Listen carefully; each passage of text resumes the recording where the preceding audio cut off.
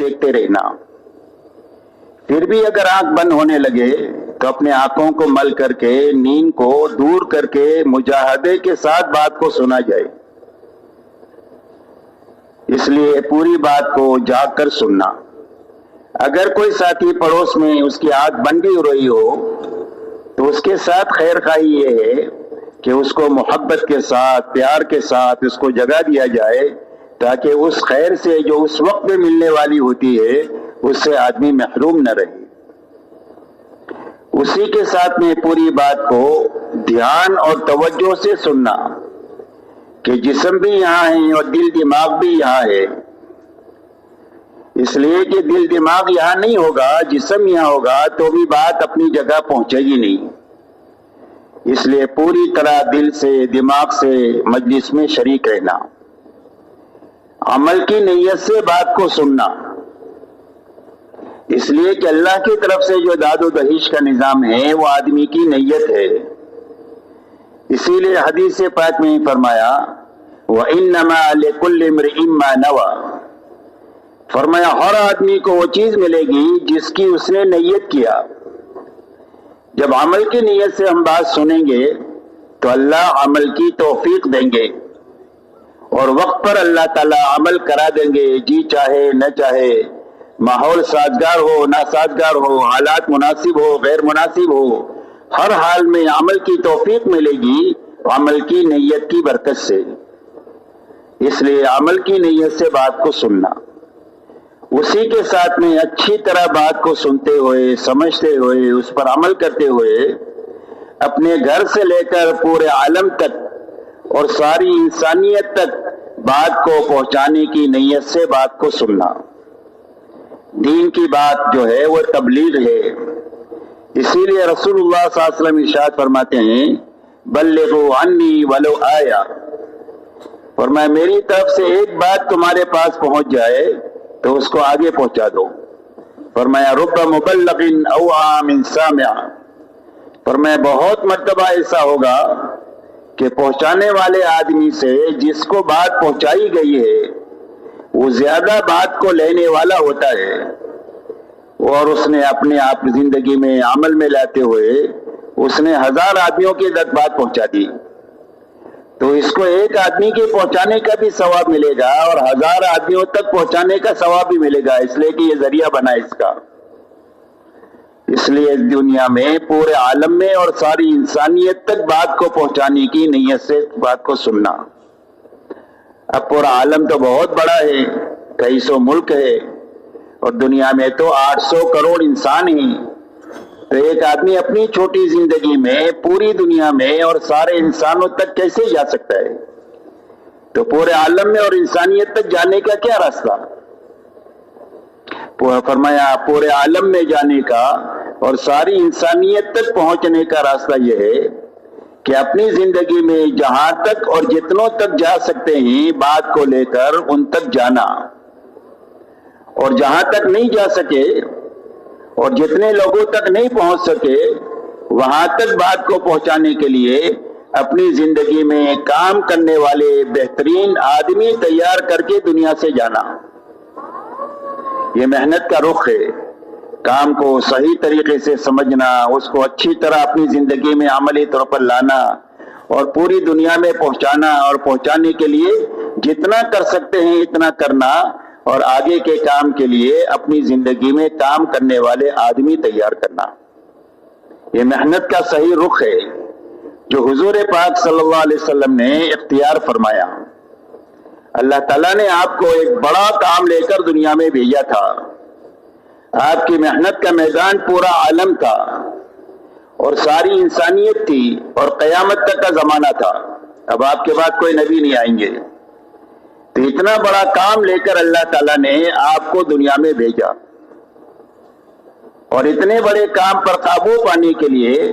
آپ کو صرف 23 سال کا زمانہ دیا گیا. آپ کو 40 سال پر نبوت ملی، 63 سال میں آپ اللہ کو پیارے ہو گئے. اور میں 23 سال میں اتنا بڑا کام کر کے ہمارے پاس آنا ہے. اب اس کام پر قابو پانے کے لیے آپ نے محنت کا جو رخ لیا قیامت تک کے لیے امت کے لیے وہی نمونہ ہے. اب حضور پاک صلی اللہ علیہ وسلم نے اتنے بڑے کام پر قابو پانے کے لیے اپنے بس کی پوری طاقت لگا دیا،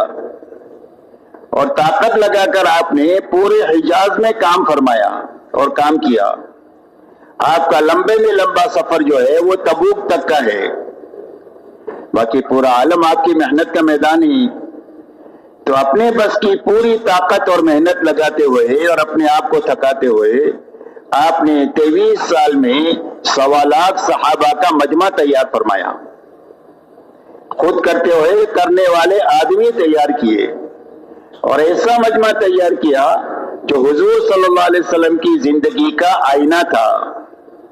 کہ آپ کی زندگی کو سمجھنا ہے تو صحابہ کی زندگی سے آپ کو سمجھا جا سکتا ہے۔ اسی لیے صحابہ کا تعارف 2 جملوں میں ہوتا ہے، فرسان بالنہار و رہبان باللیل، بسام بالنہار و بکام باللیل۔ فرمایا صحابہ کون ہیں؟ فرمایا دن کے شہ سوار ہے اور راتوں کے عبادت گزار ہے۔ دن کو گھوڑے کی پشت پر بیٹھ کر پوری دنیا میں پھر رہے ہیں، لوگوں کو اللہ کی پہچان کرنے کے لیے کہ اللہ کون ہے اور کیسے ہیں، اور اللہ کی پہچان کراتے ہیں، اللہ کا تعارف کراتے ہیں، اللہ کی شانیں سمجھاتے ہیں تاکہ لوگ اللہ سے جڑے اور دنیا سے کٹے۔ اور فرمایا راتوں کے عبادت گزار ہے، کانوا قلیلا من اللیل ما یہجعون وبالاسحار هم یستغفرون۔ فرمایا رات کو یہ لوگ بہت کم سوتے ہیں اور رات کو آخر راتوں میں اٹھ کر اللہ کے سامنے کر کے مٹ کے تھک کر اللہ کے سامنے استغفار کرتے ہیں کہ اللہ جو کام کرنے کا حق تھا وہ تو حق ہم سے ادا نہیں ہوا۔ فرمایا بسام بالنہار و بکام باللیل، دن کو حشاش بشاش اللہ کے دین کا کام کرنے والے تھے اور راتوں کو اللہ کے سامنے بہت زیادہ رونے والے تھے، اور یہی دونوں صفتیں حضور صلی اللہ علیہ وسلم کی پوری زندگی رہی۔ اسی لیے آپ کا پورا دن دعوت اور تعلیم کے لیے اور اللہ کی مخلوق کو سنبھالنے کے لیے، اور آپ کی رات کا بڑا حصہ اللہ کے سامنے مناجات کے لیے، دعا کے لیے، نماز کے لیے اور آہوزاری کے لیے اور قرآن پاک کو ترتیل کے ساتھ پڑھنے کے لیے، یہاں تک کہ رات کو آپ اتنا لمبا قیام فرماتے تھے کہ آپ کے پیروں پر ورم آ جاتا تھا، اور یوں آتا ہے کتابوں میں کہ آپ کے سینے سے رونے کی آواز ایسی آتی تھی جیسے ہنڈیا کے ابلنے کی آواز آتی۔ یہ آپ کا دن ہے، یہ آپ کا رات ہے، اور یہی دونوں چیزیں آپ کے مجمع میں منتقل ہوئی، اور آپ نے حجاز میں کام کرتے ہوئے جب یہ مجمع بنایا تو یہ مجمع بات کو لے کر دنیا میں گیا اور اپنی قبریں دنیا میں بنائی، اور صحابہ کرام رضی اللہ عنہ مجمعین نے اپنے ہاتھوں تابعین کا مجمع بنایا۔ تابعین صحابہ کے ہاتھوں تیار ہوئے، لاکھوں تابعین، اور تابعین کے ہاتھوں تبع تابعین کا مجمع تیار ہوا، لاکھوں تبع تابعین تیار ہوئے۔ اس کے بعد اللہ تعالیٰ نے اولیاء اللہ کا ایسا سلسلہ دنیا میں چلایا کہ ایک ایک ولی کے ہاتھوں لاکھوں آدمی دنیا کے اندر میں دین پر آئے اور اللہ کی طرف آئے اور جنت کی طرف آئے، یہاں تک کہ اللہ تعالیٰ نے پوری امت پر مہربانی کرنے کے لیے اور پوری انسانیت پر احسان کرنے کے لیے اللہ تعالیٰ نے ہمارے زمانے میں محنت کا وہ رخ عطا فرمایا جو رخ حضور صلی اللہ علیہ وسلم کے زمانے میں اللہ نے قائم فرمایا تھا۔ آپ کے زمانے میں محنت کا یہ رخ تھا کہ جو آپ کی دعوت پر ایمان میں داخل ہوتا تھا وہ آپ کے ساتھ آپ کی محنت میں شریک ہو جاتا تھا، یہاں تک کہ 23 سالہ دور نبوت میں جتنے ایمان کی طرف آئے وہ سارے ایمان والے آپ کے ساتھ آپ کے دین میں بھی شریک ہے، آپ کی محنت میں بھی پورے شریک ہے، یہاں تک کہ دین کی محنت کے لیے جوان ہیں تو دین کی محنت میں ہیں، بوڑھے ہیں تو دین کی محنت میں ہیں، مالدار ہے تو غریب ہے تو تاجر ہے تو کسان ہے تو مزدور ہے تو مرد ہے تو عورتیں ہیں تو غرض یہ کہ امت کے تمام طبقات کے تمام افراد آپ کے ساتھ آپ کی محنت میں شریک تھے، یہاں تک کہ ہر ایک کا جذبہ یہ تھا کہ ہمارا دین محفوظ رہنا چاہیے اور ہمارا دین دنیا میں پھیلنا اور پھولنا چاہیے اور دنیا کے ہر کچے پکے مکان میں یہ دین پہنچنا چاہیے تاکہ انسانیت تباہی سے بچ کر کے ہمیشہ کی آبادی کے اندر میں چلی جائے۔ اس فکر کے ساتھ 100% ایمان والے جینے والے تھے اور اس کے لیے جس طاقت کی، جس جان کی، جس مال کی، جس وقت کی ضرورت تھی وہ خوشی خوشی پیش کرنے والے تھے۔ ایسا کام کا رخ اللہ نے حضور صلی اللہ علیہ وسلم کے زمانے میں قائم فرمایا۔ اللہ تعالیٰ نے امت پر مہربانی فرما کر اور انسانیت پر احسان فرما کر ہمارے زمانے میں محنت کا وہ رخ اللہ نے عطا فرمایا۔ آپ دیکھیں اتنا بڑا مجمع پورے ملک کے اور پورے عالم سے یہاں پر جو آیا ہوا ہے صرف اللہ کے دین کے لیے آیا ہے اور کوئی غرض نہیں ہے یہاں پر آنے کی، نہ کچھ لینا ہے نہ کسی کو کچھ دینا ہے، صرف دین کے لیے آئے ہیں اور آنے والے امت کے مختلف طبقات سے متعلق ہے، جس میں جوان بھی ہے، بوڑھے بھی ہے، مالدار بھی ہے، غریب بھی ہے، بیمار بھی ہے، تندرست بھی ہے، شہری بھی ہے، دیہاتی بھی ہے، پڑھے لکھے بھی ہے، ان پڑھ بھی ہے۔ غرض یہ کہ پوری امت اللہ کے دین کے لیے دین کے کام پر مجتمع ہے اور ایسا طاقتور کام اللہ نے عطا فرمایا کہ ایک آدمی صحیح محنت کو اپنا لے اور صحیح فکر اپنا لے اور اس پر اپنی دعا کی اور محنت کی طاقت لگا دے تو پورے گاؤں کو، پورے شہر کو، پورے ملک کو، پوری یونیورسٹی کو ایک بچہ صحیح رخ پر لانے کا ذریعہ بن جاوے۔ آپ کو دنیا میں سینکڑوں مثالیں ایسی ملے گی کہ گاؤں میں ایک معمولی آدمی نے دعوت کے کام کو صحیح رخ سے لیا، صحیح فکر، صحیح محنت لگائی، صحیح دعا کی طاقت لگائی تو پورے گاؤں کا رخ جو ہے وہ دینداری کی طرف لے آیا اور دعوت کی طرف لے آیا۔ ایسے شہر ملیں گے، ایسے ملک ملیں گے کہ اس ملک میں ایک دیوانے نے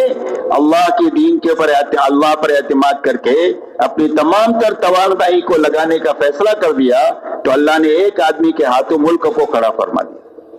اس لیے میرے دوستو اللہ نے ایک بڑا کام ہمیں عطا فرمایا ہے، ہمیں اس کام کو اچھی طرح سمجھنا ہے اور اچھی طرح کرنا ہے اور اچھی طرح کر رہے ہوئے اچھی طرح کرنے والے آدمی تیار کرنا ہے۔ اور سمجھنے کے معنی پہلی بات تو یہ ہے کہ سمجھنا ہے کہ اس محنت کو اچھی طرح کرنے کے نتیجے میں اللہ تعالیٰ کام کی سمجھ ہمارے دلوں میں پیدا فرما دے، یعنی کام پر یقین پیدا فرما دے۔ مولانا الیاس صاحب رحمۃ اللہ علیہ ایک مرتبہ اپنے مجمع سے بات کر رہے تھے، بات پوری کرنے کے بعد یہ فرمایا کہ وہ بات بھائی سمجھ میں آ گئی؟ تو مجمع نے کہا بات سمجھ میں آ گئی۔ تو مولانا نے یہ فرمایا بات سمجھ میں نہیں آئی ہے، سننے میں آئی ہے، اور سمجھ میں آنا کس کو کہتے ہیں؟ اگر یہ سمجھ میں نہ ہے تو مسجد کے باہر چلے جاؤ اور وہاں جا کر کے دنیا داروں کو دیکھو جن کو اپنی اپنی دنیا سمجھ میں آئی ہوئی ہے۔ اسی لیے ہر آدمی اپنی دنیا کے کاموں میں پوری زندگی لگا ہوا ہے اور ہر حال میں لگا ہوا ہے،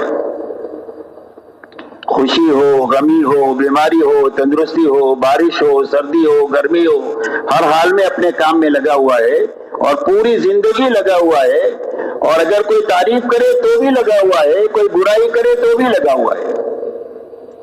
اس لیے کہ ہر ایک کو کام سمجھ میں آ گیا ہے، اپنا اپنا کام۔ اور سمجھ میں آنے کی بنیاد یہ ہے کہ ہر آدمی کا یقین یہ دل میں بنا ہوا ہے کہ میری زندگی میں جو ضرورتیں بھی پیش آئے گی،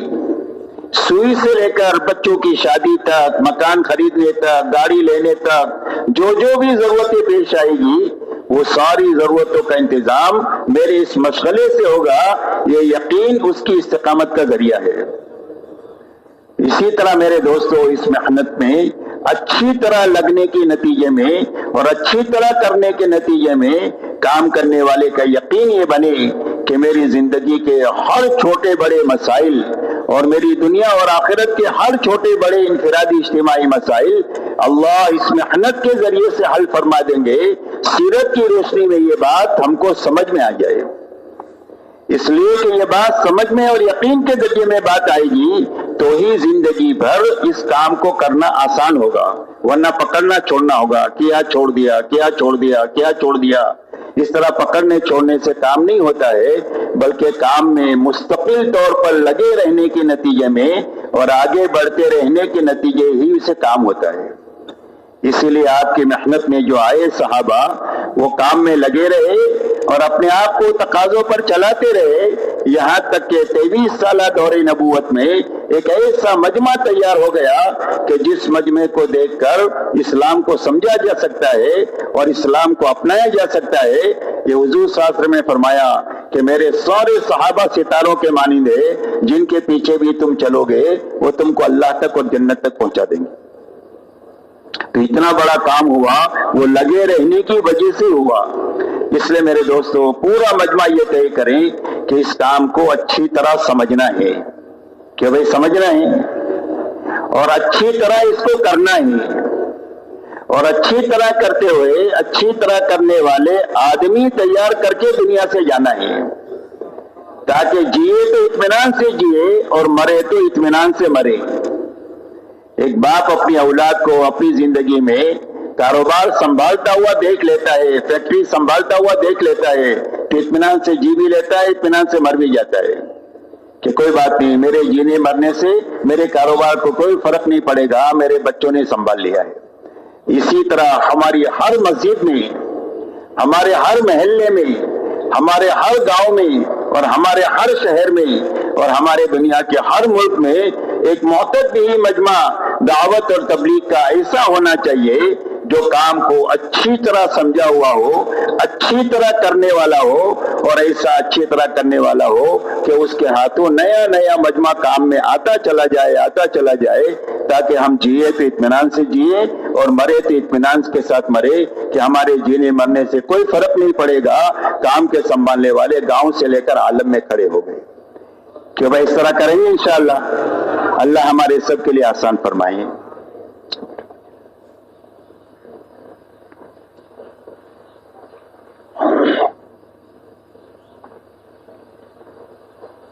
پانی نکال کر یہاں رکھ دینا بیٹا گلاس۔